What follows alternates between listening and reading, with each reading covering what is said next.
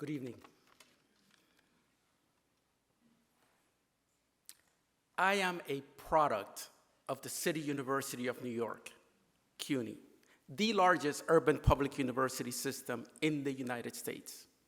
And in my work, I found that, simply put, CUNY is a public good.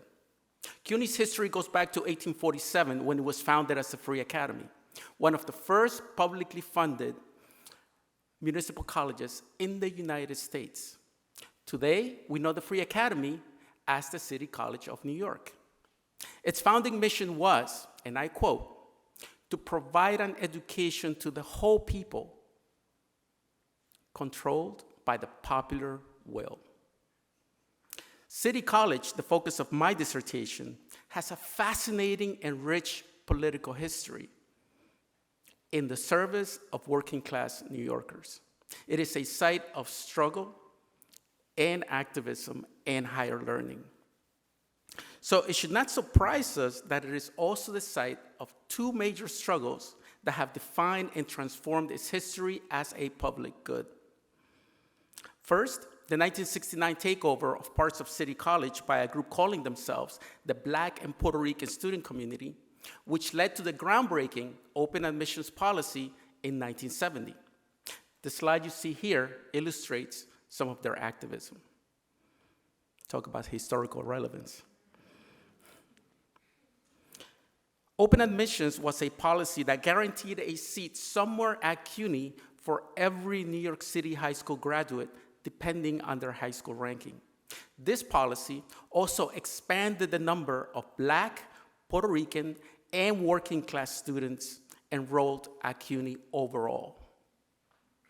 The second struggle was the imposition of tuition in 1976, which ended the policy of providing a free education to most students enrolled at CUNY. This policy also reduced the total number of students at the university.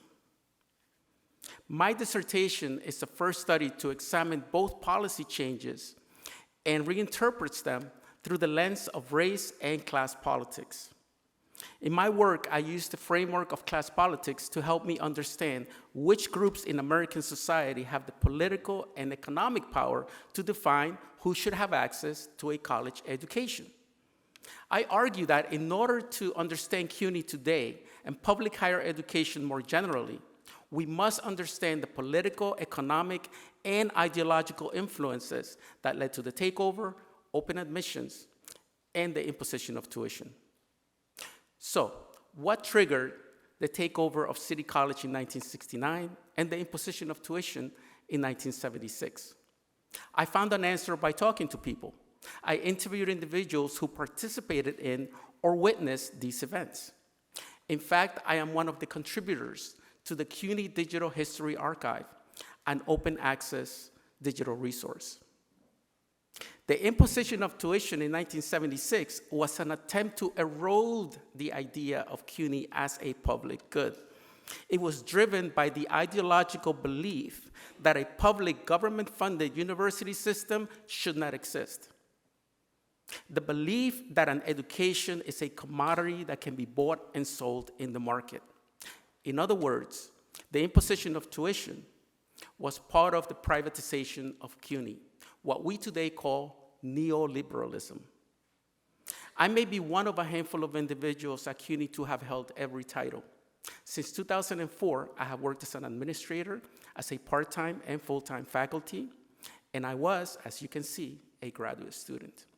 I am inspired by what a CUNY education can do for the life trajectory of individuals and by its history.